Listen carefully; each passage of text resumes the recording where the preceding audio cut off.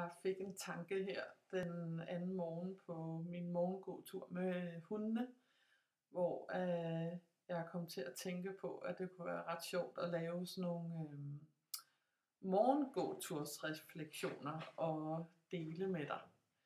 Og hvis du hører lidt støj i baggrunden, så er det fordi, når jeg taler, og der ikke er nogen her, så reagerer hundene, og så bevæger de sig lidt rundt i lokalet her.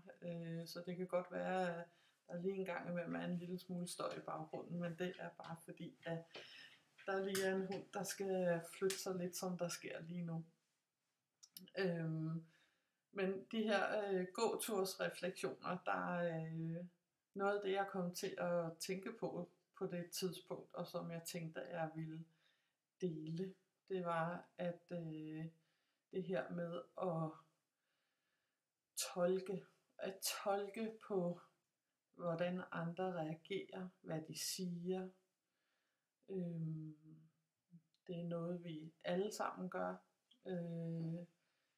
Jeg tænkte, det er sådan, ligesom sådan en fælde, der klapper i, at vi nogle gange, sådan, så står den derude i verden, og så er der nogen, der siger noget, eller gør noget, eller reagerer noget,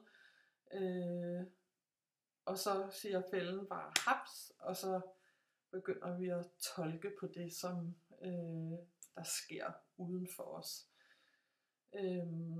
Og egentlig grunden til, at jeg kom til at tænke på det, var fordi, at jeg selv kom i en situation, hvor der blev tolket på mig.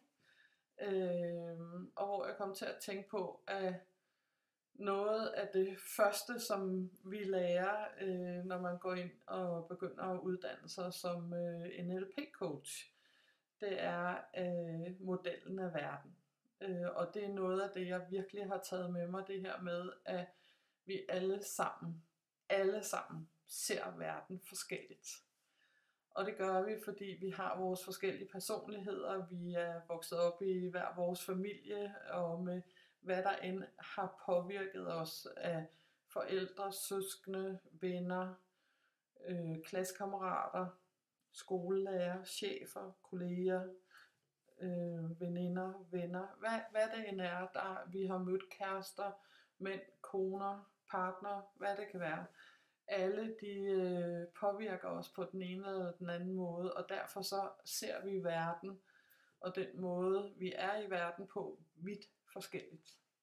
Og det jeg kom til at tænke på, det er, at når jeg tolker på noget nogen gør eller siger, eller hvis du tolker, lige noget der kløede der, eller som er der en der tolker på mig, så forsøger vi faktisk at presse den anden ned i vores model af verden, ned i den måde vi ser tingene på. Fordi hvis vi tolker på noget, så kan vi kun tolke det ud fra vores egne måder at se tingene på og tænke på tingene på.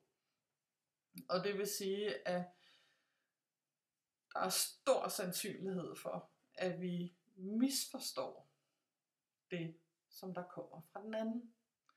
Fordi at vi jo ikke ved, hvordan at det verdensbillede er. Så når vi tolker, så forsøger vi faktisk at få denne her person presset ind i en form, som er firkantet, i stedet for at de får lov at være i en form, der er rund. Det er sådan lidt det billede, jeg kan give på det. Det er, og jeg håber, det er noget, der kan skabe refleksion for dig, hvis det er, at det giver dig nogle tanker eller spørgsmål, så er du meget velkommen til at skrive, enten privat eller i kommentarfeltet. Og så dukker jeg op en dag igen, når der er nye refleksioner på morgenturen. Så det at tolke, det er, når vi forsøger at presse den, vi tolker, ind i vores model, ind i vores form, i stedet for at lade dem være den, de er. Og det bedste, du kan gøre, i stedet for at tolke, hvis det er, du mærker en reaktion inde i dig, det er at spørge. Det er meget bedre end at tolke. Men det er svært, og man kan øve sig. Og det er et skridt ad gangen. Og vi falder alle sammen i. Det gør jeg, det gør du. Også selvom at vi ved det her, som jeg lige har fortalt om, så kan der ske ting og situationer, hvor vi falder i. Og det er okay. Så kan vi rejse os og øve os igen. Så have det så godt.